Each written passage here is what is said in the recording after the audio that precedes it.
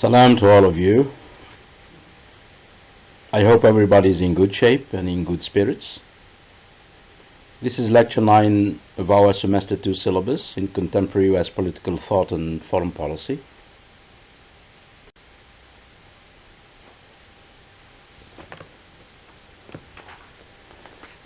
Today's lecture is about National Security Document number 68 and how it impacted the Containment Doctrine and US foreign policy generally. As we shall see as we move on in this presentation, its impact was markedly felt throughout the Cold War era and, interestingly enough, continues to be felt even today. The lecture is titled NSC-68 and the Globalization of the Containment Doctrine.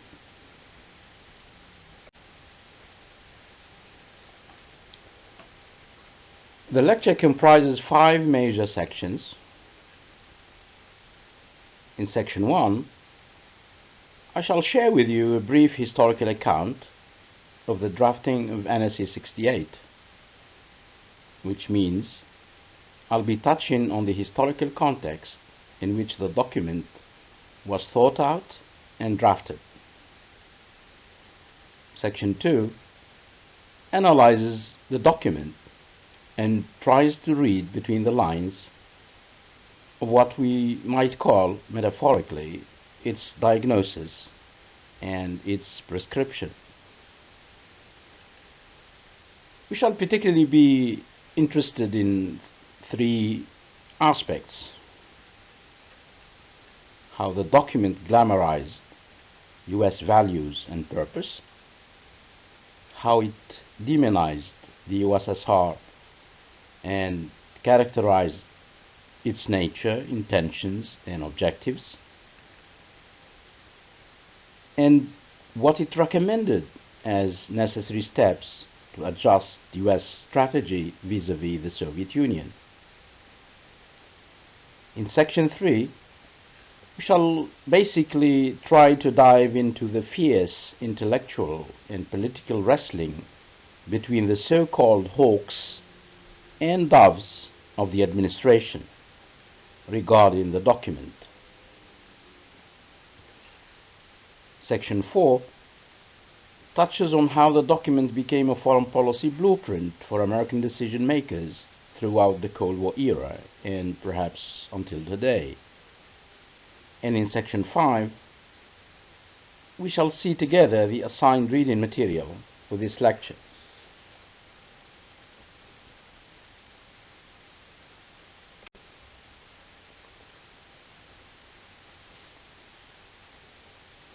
Let me start by reminding you that in this course, we are not particularly seeking to provide a factual narrative of US foreign policy or US foreign relations.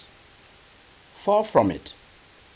Our interest, in fact, resides in looking into how US political thought in the key decision-making institutions is manufactured and how that influences US foreign policy.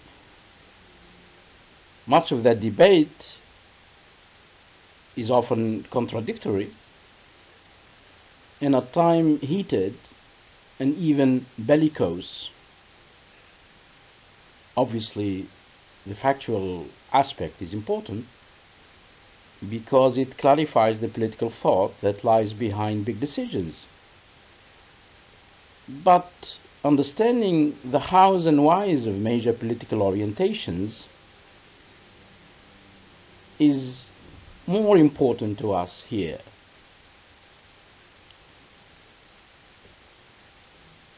Here is a brief reminder of the 6 fundamentals of this course. Factualism is not what we are after here. We try to look beyond decisions, analyze, interpret, and read beyond the lines. We try to probe institutional debates, We attempt to understand the whys and hows of decisions and policy orientations. We try to measure the policy shifts and obviously try to interrogate US political thought and political culture.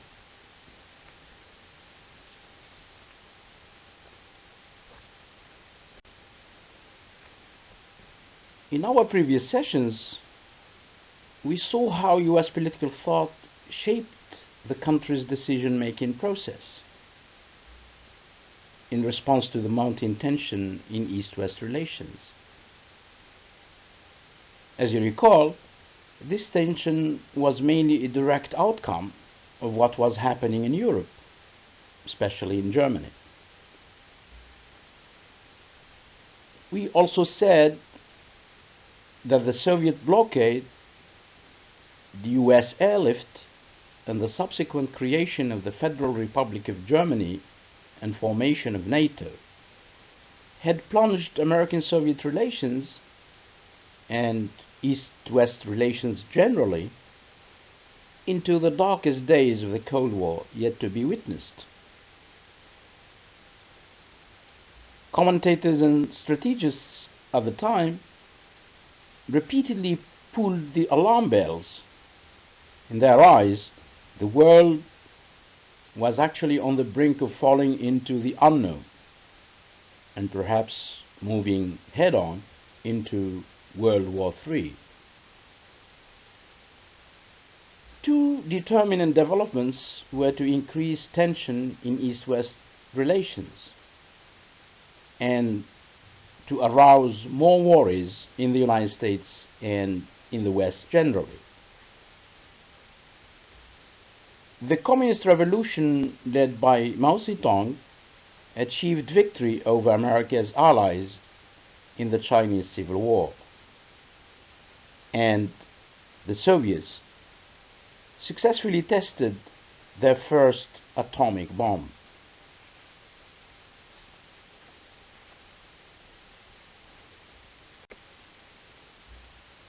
All these developments prompted Secretary of State Dean Acheson to order the policy planning staff to undertake a top-level reassessment of American policy.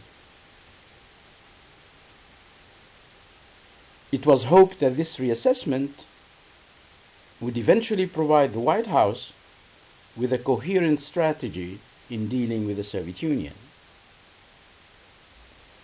The policy planning staff that was led by Paul Nitze was actually a think tank group of specialists from the Department of State and the Department of Defense. The outcome of that reassessment, which was carried out between late 1949 and early 1950, was a top-secret report that was submitted to President Truman on the 7th of April 1950. It was titled United States Objectives and Programs for National Security. It was to be later commonly known as National Security Council Document Number 68, or NSC-68 for short. The document would in fact shape US foreign policy in all its aspects: military, economic, political, and even cultural, throughout the Cold War era, and you can say even after. In fact, a lot of what we are seeing today with regard to US interactions with the rest of the world has the flavor of what we might metaphorically call the diagnosis and prescription of this very NSC-68 document.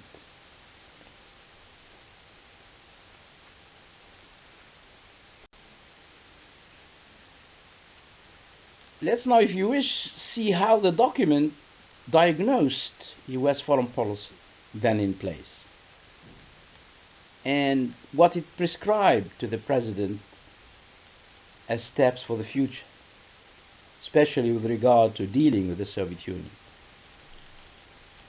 we'll try to give special attention to semantics, that is, the specific meanings of the words used in the document, and also the profound connotations that were associated with those words.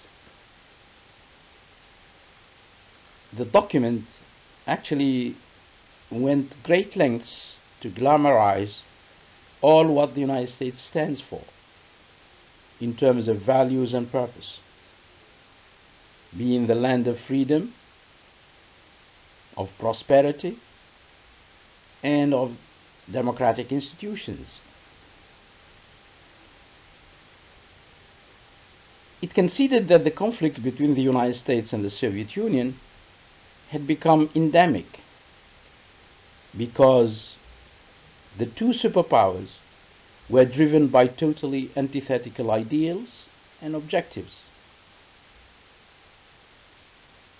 These two superpowers were presented in the document as standing for totally antithetical ways of life. One based on freedom, that's the American way, and the other based on coercion, that's the Soviet one. Further, the two sides, according to the document, were defending two diametrically opposed visions of the world. One based on freedom and democratic institutions, that's the Western vision, and the other based on subversion and domination, and that's the Soviet one.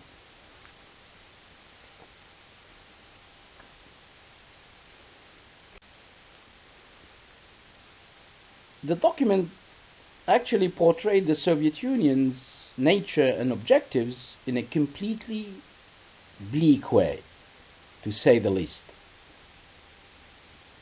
As an aggressive and hostile power, putting world security in jeopardy, and constantly seeking to achieve hegemony over the world.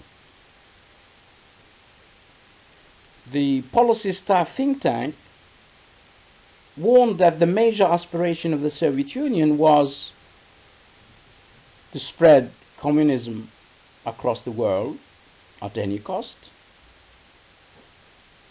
to make Moscow the ideological and political center of world communism, and eventually to have unopposed global domination. Quite simply, NSC-68 painted a very grim picture of Soviet intentions, as these were, quote, wholly irreconcilable, unquote, with those of what it called the free world.